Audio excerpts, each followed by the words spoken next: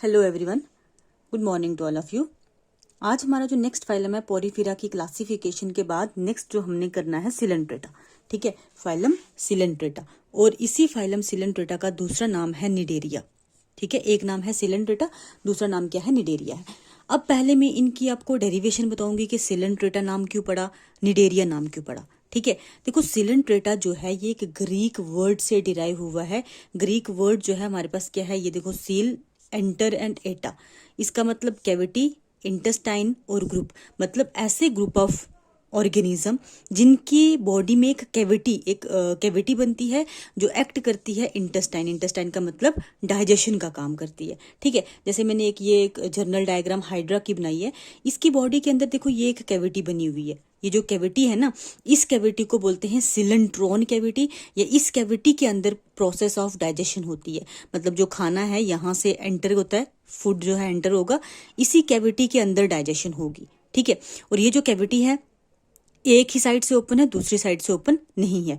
तो ये जो कैविटी है, इस कैविटी को बोलते हैं सिलेंट्रॉन कैविटी। इस कैविटी के बेसिस पे नाम पड़ गया सिलेंट्रेटा। ठीक है, तो सिलेंट्रेटा किसके बेसिस पे आया, सिलेंट्रॉन कैविटी। सिलेंट्रॉन कैविटी का काम क्या है, डाइजेशन। ठीक है, फूड की डाइजेशन करना। ठीक है, सिलेंट्रेटा का नाम अब क्लियर हो गया। ठीक है, उसके बाद है निडेरिया। निडेरिया कहाँ से डिराइव हुआ है, देखो इसके जो ये टेंटेकल्स हैं, इसके ऊपर छोटे छोटे सेल्स जो मैंने ब्लू सी शेड से बनाए हुए छोटे छोटे सेल्स हैं, इनको स्टिंगिंग सेल्स बोलते हैं। स्टिंगिंग सेल्स या नीडोब्लास्ट सेल्स। तो नीडोब्लास्ट या स्टिंगिंग सेल्स के बेसिस पे नाम पड़ा निडेरिया। अब इन स्टिंगिंग सेल्स का काम क्या होता है, इनका काम होता है प्रोटेक्शन। मतलब ये जो स्टिंगिंग निडल शेप है, मतलब चुभने वाले छोटे छोटे सेल्स हैं जो पूरी बॉडी को प्रोटेक्ट करके रखते हैं। ठीक है, किसी भी एनिमी के अटैक से प्रोटेक्ट करके रखते हैं। ठीक है, सिलेंट्रेटा सिलेंट्रॉन कैविटी के बेसिस पे, और सिलेंट्रॉन कैविटी का काम digestion of food. Cnidaria cnidoblast या स्टिंगिंग सेल के बेसिस पे नाम पड़ा निडेरिया, और नीडोब्लास्ट या स्टिंगिंग सेल का काम क्या है, बॉडी की प्रोटेक्शन करना। ठीक है, तो ये आपने जर्नल इंट्रोडक्शन में लिखना है। उसके बाद अब जो हम मेन आते हैं जर्नल करैक्टर पे। जर्नल करैक्टर जैसे मैंने आपको पहले बताया था, हम सारे फाइलम की जो सीक्वेंस करेंगे, हैबिट एंड हैबिटेट से स्टार्ट करेंगे, रिप्रोडक्शन तक एंड करेंगे। ठीक है, तो अब जब हमारे पास नेक्स्ट आते हैं हैबिट एंड हैबिटेट जो जर्नल करैक्टर, देखो अभी ये बहुत हायर ऑर्गेनिज्म में नहीं आता, लोअर ऑर्गेनिज्म में ही आता है। तो ये अभी लैंड पे नहीं आए, ये सिर्फ और सिर्फ वाटर में रहते हैं। तो पर्टिकुलरली एक्वेटिक नेचर के हैं, लैंड पे नहीं रहते। एक्वेटिक में भी mostly marine water. Marine water पता है ना कि कौन सा होता है, जो साल्टी वाटर होता है। ठीक है, साल्टी वाटर जो सी वगैरह का होता है। तो मोस्टली मेरीन वाटर है, कुछ एक फ्रेश वाटर में होते हैं। फ्रेश वाटर जैसे कि रिवर्स, लेक्स वगैरह में होंगे। और फ्रेश वाटर की एग्जांपल क्या है, हाइड्रा। इस चीज को आपने याद रखना है नीट पॉइंट ऑफ व्यू से। ये क्वेश्चन मैंने खुद देखा है, फ्रेश वाटर सिलेंट्रेट कौन सा होता है, तो हाइड्रा। ठीक है, तो ये आपने याद रखना है, ये एग्जांपल पूछी गई है और पूछी जा सकती है। फ्रेश वाटर सिलेंट्रेट कौन सा है, हाइड्रा। ठीक है, बाकी मेरीन वाटर का नहीं पूछेंगे क्योंकि मेरीन वाटर में तो बहुत सारे हैं, फ्रेश वाटर में कुछ एक हैं, इसलिए फ्रेश वाटर याद रखना जरूरी है। उसके बाद जो बॉडी फॉर्म है, बॉडी फॉर्म में मैंने लिखा है, बॉडी फॉर्म में पॉलीमॉर्फिज्म शो करते हैं। अब पॉलीमॉर्फिज्म का क्या मतलब है, पॉली का मतलब होता है मिनी, मॉर्फ का मतलब मॉर्फिज्म, मॉर्फ का मतलब होता है फॉर्म, इज्म का एग्जिस्टेंस। मतलब ये ऑर्गेनिजम्स जो हैं इनकी 2 से ज्यादा फॉर्म्स एग्जिस्ट करती हैं। एक्चुअल में ऑर्गेनिज्म एक ही होता है लेकिन उसकी 2 से ज्यादा फॉर्म्स होती हैं। जैसे मैंने ये डायग्राम बनाई है, ये ऑर्गेनिज्म हमारे पास क्या है, ओबिलिया। जो ओबिलिया है इसकी एक फॉर्म इस तरह से लॉन्गिट्यूडनल सिलेंड्रिकल टाइप की होगी, दूसरी अम्ब्रेला शेप की होगी। ये जो लॉन्गिट्यूडनल सिलेंड्रिकल है इसको पॉलिप बोलते हैं, जो अम्ब्रेला शेप है इसको मेड्यूसा बोलते हैं। ये एसेक्सुअली डिवाइड करता है, ये सेक्सुअली डिवाइड करता है। तो इस तरह इनकी बॉडी फॉर्म बहुत ज्यादा वेरिएशन शो करती है और 2 से ज्यादा फॉर्म्स एग्जिस्ट करती हैं। अब ये पॉलीमॉर्फिज्म का जो फिनम है ना, ये स्पेशल फीचर सिलेंट्रेटा का ही है, बाकी किसी आपको फाइलम में नहीं दिखेगा। सिलेंट्रेटा का स्पेशल फीचर है। और इस फीचर पॉलीमॉर्फिज्म की का बेनिफिट क्या है, existence of more than 2 form का बेनिफिट क्या है, डिवीजन ऑफ लेबर हो जाता है। मतलब जो काम है उसको डिवाइड कर लेते हैं, बर्डन नहीं पड़ता एक पूरी बॉडी पे। जैसे कि ये काम, ये जो बॉडी है ये एसेक्सुअली डिवाइड करेगी, ये सेक्सुअली डिवाइड करेगी। ठीक है, कुछ एक काम, कुछ एक पर्टिकुलर फंक्शन ये परफॉर्म करता है, कुछ एक पर्टिकुलर फंक्शन ये परफॉर्म करता है। तो दोनों मिल के परफॉर्म करते हैं अलग अलग बॉडी के फंक्शन, बर्डन को कम करते हैं। ठीक है, तो पॉलीमॉर्फिज्म मतलब 2 से ज्यादा फॉर्म्स जो है एग्जिस्ट करती हैं एक ही ऑर्गेनिज्म की। एक ही ऑर्गेनिज्म की 2 से ज्यादा फॉर्म्स एग्जिस्ट करती हैं, इसको हम क्या बोलेंगे, पॉलीमॉर्फिज्म। और ये स्पेशल फीचर किसका है, सिलेंट्रेटा का। ठीक है, उसके बाद नेक्स्ट हमारे पास जो पॉइंट है level of organisation. Level of organisation भी याद रखना बहुत जरूरी है। ये सिर्फ और सिर्फ सिलेंट्रेटा एक ऐसा फाइलम है, ओनली सिलेंट्रेटा एक ऐसा फाइलम है जिसमें टिश्यू लेवल ऑफ ऑर्गेनाइजेशन देखने को मिली है। बाकी इससे पीछे जो मैंने आपको पोरिफेरा कराया था, पोरिफेरा में सेलुलर लेवल ऑफ ऑर्गेनाइजेशन थी। सेलुलर लेवल सिर्फ पोरिफेरा में, टिश्यू लेवल सिर्फ और सिर्फ किसमें है, सिलेंट्रेटा। इसके आगे ऑर्गन और ऑर्गन सिस्टम स्टार्ट हो जाएगा। वो क्वेश्चन आपको नीट में नहीं पूछते, ये क्वेश्चन नीट में पूछा गया है। ये क्वेश्चन भी नीट में पूछा गया है कि टिश्यू लेवल ऑफ ऑर्गेनाइजेशन किसमें देखने को मिलती है। कभी कभार ऑप्शन में आपको फाइलम दे देंगे सिलेंट्रेटा, निडेरिया या फिर पोरिफेरा, ऐसा ऑप्शन दे देंगे। या फिर कभी कभार क्या करते हैं वो ऑर्गेनिजम्स के नाम लिखते हैं। जैसे कि मान लो लिख लिया tissue level of organisation is found in, options दे दिया हाइड्रा दे दिया, देन दूसरा ऑप्शन स्पोंजिला दे दिया। इस तरह से अलग अलग ऑप्शंस दे दिए। तो आपको याद रखनी है, इसकी एग्जांपल्स में लास्ट पे आपको बताऊंगी, आपको याद रखनी है tissue level of organisation particularly Coelenterata में होती है। ठीक है, सिलेंट्रेटा के एग्जांपल्स क्लासिफिकेशन के साथ में और एग्जांपल्स बता दूंगी, आज भी एग्जांपल्स बता दूंगी। ठीक है, तो ये point tissue level of organisation और ये हाइड्रा, ये आपको याद रखना, और पॉलीमॉर्फिज्म भी याद रखना है, सिलेंट्रेटा शो करेगा। उसके बाद कॉमन सा पॉइंट आ गया जर्म लेयर। इससे आपको क्वेश्चन नहीं पूछा जाएगा क्योंकि डिप्लोब्लास्टिक मतलब 2 जर्म लेयर्स होती हैं, एक्टोडर्म और एंडोडर्म। इससे पिछले वाला फाइलम जो किया पोरिफेरा वो भी डिप्लोब्लास्टिक है, आगे जो है ट्रिप्लोब्लास्टिक स्टार्ट हो जाएगा।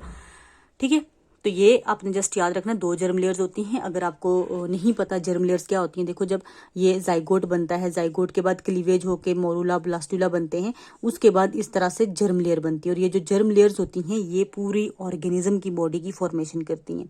उसके एक्सटर्नल स्ट्रक्चर, उसके इंटरनल स्ट्रक्चर, सबकी फॉर्मेशन कौन करती हैं, ये जर्म लेयर्स करती हैं। ठीक है, तो ये डिप्लोब्लास्टिक, डिप्लोडाई का मतलब होता है 2, सिर्फ 2 जर्म लेयर्स होती हैं, एक्टोडर्म और एंडोडर्म। उसके बाद जो सिमेट्री है, अब जो ये सिमेट्री वाला पॉइंट है, देखो सिमेट्री में आपको कल अलग से एक्सप्लेन करूंगी, सिमेट्री का टॉपिक पूरा अलग से बताऊंगी। अभी आप याद रखो सिलेंट्रेटा में मेनली रेडियल सिमेट्री होती है। ठीक है, और कभी कभार बाइलेटरल सिमेट्री भी देखने को मिलती है। अब रेडियल और बाइलेटरल में बता देती हूँ क्योंकि कंफ्यूजन हो जाएगी बाद में आपको। रेडियल का मतलब क्या है, ऑर्गेनिज्म की एक सेंट्रल एक्सिस होती है। उस सेंट्रल एक्सिस, जैसे ये सेंट्रल एक्सिस है, सेंट्रल एक्सिस से वो इक्वल बॉडी पार्ट्स में डिवाइड होगी, 2 से ज्यादा इक्वल बॉडी पार्ट्स में डिवाइड होगी। ठीक है, इसको बोलते हैं रेडियल सिमेट्री। बाइलेटरल सिमेट्री की बात करें, जैसे ये ऑर्गेनिज्म है, सिर्फ और सिर्फ 2 इक्वल हाफ्स में डिवाइड होगा।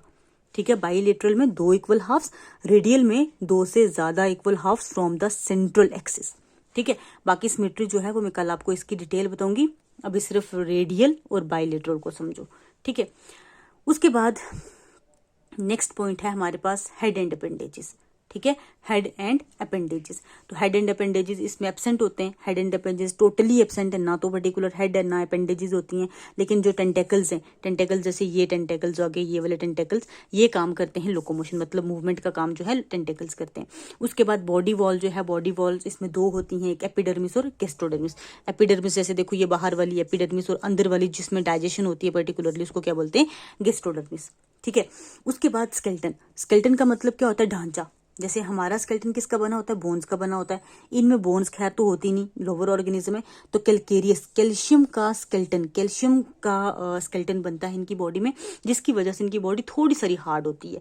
बहुत सॉफ्ट बॉडी नहीं होती, थोड़ी हार्ड नेचर हो जाती है। किसकी वजह से, कैल्शियम की डिपोजिशन की वजह से। ठीक है, तो ये कुछ एक स्पेशल फीचर हैं जो आपको हर हाल में याद रखने, जो पर्टिकुलर इसी के फीचर हैं। इसके बाद अब नेक्स्ट मैं बताती हूँ। हाँ, एक और चीज आप याद रखना, पहले हम एक्सटर्नल करेक्टर करेंगे, अब जो हम नेक्स्ट करेंगे वो इंटरनल। इंटरनल का मतलब क्या हो गया, डाइजेशन, रेस्पिरेशन, वो सारे करेक्टर करने हैं। तो ये जो अभी 8 पॉइंट है ये एक्सटर्नल है। नेक्स्ट करते हैं हम इंटरनल फीचर्स।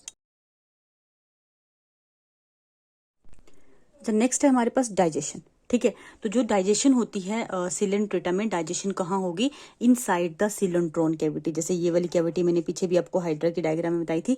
इस कैविटी, सिलेंट्रॉन कैविटी के अंदर क्या होगी, डाइजेशन, प्रोसेस ऑफ डाइजेशन होगी। रेस्पिरेशन के लिए कोई पर्टिकुलर ऑर्गन नहीं बना हुआ जर्नल बॉडी सरफेस से। जैसे कि मान लो ये हाइड्रा, तो यहाँ से एक्सचेंज हो रही है, यहाँ से एक्सचेंज, पूरी बॉडी से एक्सचेंज हो सकती है। ऑक्सीजन जो है इनवर्ड मूव करके जाएगा, कार्बन डाइऑक्साइड जो है बाहर मूव करके जाएगा। तो जर्नल बॉडी सरफेस से by the process of diffusion, diffusion आपको पता है ना, from higher concentration to lower concentration move करके जाना। जैसे कि ये हाइड्रा है तो सराउंडिंग में क्या होगा, वाटर होगा, एक्वेटिक है, तो बाहर वाटर में ऑक्सीजन की कंसंट्रेशन ज्यादा है, बॉडी के अंदर कार्बन डाइऑक्साइड की कंसंट्रेशन ज्यादा है, तो बाहर से ऑक्सीजन मूव करके अंदर जाएगी, अंदर से कार्बन डाइऑक्साइड मूव करके बाहर जाएगी, simply by the process means of diffusion जो है रेस्पिरेशन इनकी होती है, ठीक है। उसके बाद है एक्सक्रीशन। एक्सक्रीशन का मतलब होता है रिमूवल ऑफ वेस्ट मटेरियल। तो इनका एक्सक्रीटरी मैटर पर्टिकुलरली क्या होता है, अमोनिया। जनरल कैरेक्टरिस्टिक फीचर में मैंने आपको बताया था 3 तरह के एक्सक्रीटरी वेस्ट होते हैं, ammonia, urea and uric acid. Ammonia जहां वाटर अबंडेंस में होता है वो अमोनिया रिलीज करते हैं, जहां थोड़ा कम वाटर, एक्वेटिक वाले अमोनिया रिलीज करते हैं, लैंड वाले यूरिया, एयर वाले जैसे बर्ड्स वगैरह या इंसेक्ट्स हैं वो यूरिक एसिड रिलीज करते हैं। तो ये पानी में रहते हैं तो इनका एक्सक्रीटरी वेस्ट क्या होगा, अमोनिया होगा, और वो भी कैसे, जनरल बॉडी सरफेस से ही एलिमिनेट हो जाएगा। सर्कुलेशन की बात करें, सर्कुलेशन पर्टिकुलरली मतलब क्या होता है कि जो फूड इनने लिया वो फूड किस तरह से मूव करके जाएगा। तो फूड इनका सिर्फ और सिर्फ सिलेंट्रॉन कैविटी में ही मूव करता है, बाकी इसके अलावा फूड सर्कुलेशन नहीं होती, ठीक है। तो सर्कुलेशन कहाँ होगी, इनसाइड द सिलेंट्रॉन कैविटी। उसके बाद बात करें नर्वस सिस्टम। नर्वस सिस्टम इनमें प्रेजेंट होता है लेकिन प्रिमिटिव टाइप का, पुराने मतलब सबसे पहला टाइप का नर्वस सिस्टम है, बहुत हाईली डेवलप्ड नहीं होता, थोड़ा बहुत इनमें नर्वस सिस्टम डेवलप्ड होता है। सेंस ऑर्गन प्रेजेंट होते हैं in the form of tentacles, जैसे कि ये ऑर्गेनिज्म मैंने बनाए थे ना, ये टेंटिकल्स, तो ये जो टेंटिकल्स हैं ये टेंटिकल्स एक्ट करते हैं एज अ सेंस ऑर्गन, और ये टेंटिकल्स पे छोटे छोटे जो स्टिंगिंग सेल्स थे या नीडोब्लास्ट थे वो भी एक्ट करेंगे टेंटिकल सेंस ऑर्गन का, ठीक है। सेंस ऑर्गन आपको पता है कि जो बाहर की इन्वायरमेंट में से कुछ ना कुछ सेंस कर सके, ठीक है, कुछ ना कुछ रिकॉग्नाइज कर सके, उनको हम क्या बोलते हैं, सेंस ऑर्गन। जैसे कि हमारी स्किन है, हमारी स्किन पे ठंडी चीज लगाओ तो भी हमें फील होती है, गर्म चीज लगाओ तो भी फील होती है, कोई चुभने वाले निडल अगर हमें प्रिक करो तो भी फील होता है, तो हमारी स्किन जो है एक्ट करती है एज अ सेंस ऑर्गन। उसी तरह इनमें भी टेंटिकल्स जो है एक्ट करेंगे एज अ सेंस ऑर्गन, ठीक है। उसके बाद हमारे पास आ जाएगा रिप्रोडक्शन। तो रिप्रोडक्शन में 2 तरह की होती है, एसेक्सुअल भी, सेक्सुअल भी। एसेक्सुअल पर्टिकुलरली बर्डिंग से होती है, सेक्सुअल में गैमेट्स की फॉर्मेशन होती है, मेल गैमेट अलग से बनता है, फीमेल गैमेट अलग से बनता है, ठीक है। और एक चीज मैं बता दूं, जो हाइड्रा है अंडर फेवरेबल कंडीशन, जब उसको कंडीशन जो रिक्वायर होती हैं उसमें वो बडिंग शो करता है। अंडर अनफेवरेबल कंडीशन, अनफेवरेबल का मतलब बाई चांस टेम्परेचर जो है ज्यादा रेज कर गया या टेम्परेचर बहुत डिक्लाइन कर गया, ऐसी कंडीशन जिसमें उसके सर्वाइवल के चांसेस कम हो जाते हैं, उस कंडीशन में वो सेक्सुअल रिप्रोडक्शन से डिवाइड करता है, ठीक है। ये चीज याद रखना, याद रखने वाली है। अंडर फेवरेबल कंडीशन में हाइड्रा बडिंग से डिवाइड करेगा, अंडर अनफेवरेबल कंडीशन में वो सेक्सुअल रिप्रोडक्शन से डिवाइड करेगा, ठीक है। सेक्सुअल रिप्रोडक्शन जब गैमेट्स बन गए तो उनकी फर्टिलाइजेशन एक्सटर्नल मतलब फ्यूजन जो है बॉडी के बाहर होगा, क्योंकि इनमें रिप्रोडक्टिव ऑर्गन्स तो डेवलप है नहीं, क्योंकि टिश्यू लेवल ऑफ ऑर्गेनाइजेशन है, ऑर्गन्स तो बने ही नहीं है। तो ऑर्गन्स नहीं बने तो इनमें फर्टिलाइजेशन इंटरनल होने का कोई चांस नहीं, फर्टिलाइजेशन एक्सटर्नल होगी, मतलब आउटसाइड द बॉडी होगी। डेवलपमेंट जो है इनमें इनडायरेक्ट होती है। इनडायरेक्ट डेवलपमेंट का मतलब कि लार्वल फॉर्म इन्वॉल्व होती है, और लार्वा जो है इसका भी नाम आपको याद रखना है, प्लेन्यूला लार्वा जो है वो इन्वॉल्व होता है, ठीक है। अब एक चीज बता दूं, इनडायरेक्ट और डायरेक्ट डेवलपमेंट का आपको कंफ्यूजन होगी। देखो इनडायरेक्ट डेवलपमेंट मतलब लार्वल फॉर्म ऐसी है, अगर मान लो जैसे ये पेरेंट है, ये उसका बच्चा है, इन दोनों की शक्ल सूरत आपस में बिल्कुल डिफरेंट होगी, बिल्कुल डिफरेंट होगी, तो उसको हम बोलेंगे लार्वा। अगर जैसे कि एग्जांपल के तौर पे आपने देखा होगा फ्रॉग, फ्रॉग भी देखा है, टैडपोल लार्वा, टैडपोल लार्वा बिल्कुल इस तरह का होता है, फ्रॉग तो अच्छा खासा बड़ा होता है। उन दोनों की शक्ल सूरत में बहुत ज्यादा डिफरेंस है, तो इसीलिए उस यंग वन को हम क्या बोलते हैं, लार्वल फॉर्म। अगर हम ह्यूमंस की बात करें, हमारे जो बच्चे होते हैं, हमारे बच्चे चाहे साइज में छोटे होते हैं लेकिन शक्ल सूरत पूरी इंसानों जैसी होती है, तो हम क्या शो करते हैं, डायरेक्ट डेवलपमेंट, मतलब हमारे यंग वंस या बेबी जो होते हैं उनकी अपीयरेंस हमारे तरह ही होती है, सिर्फ साइज में वो छोटे होते हैं।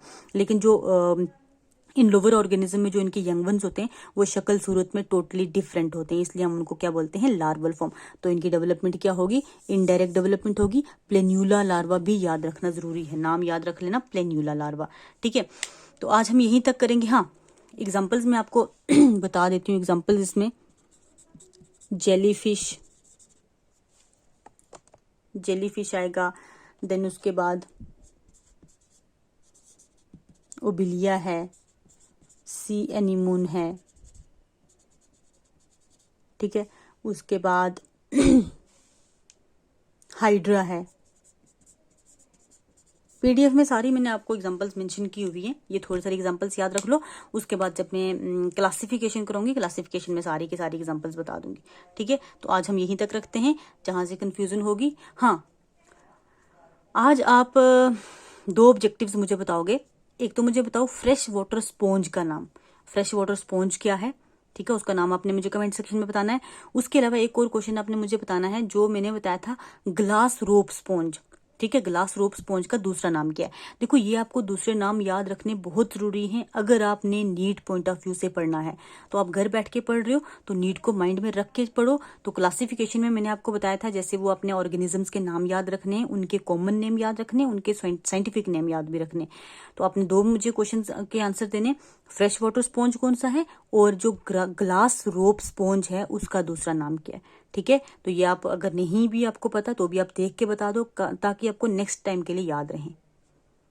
ठीक है।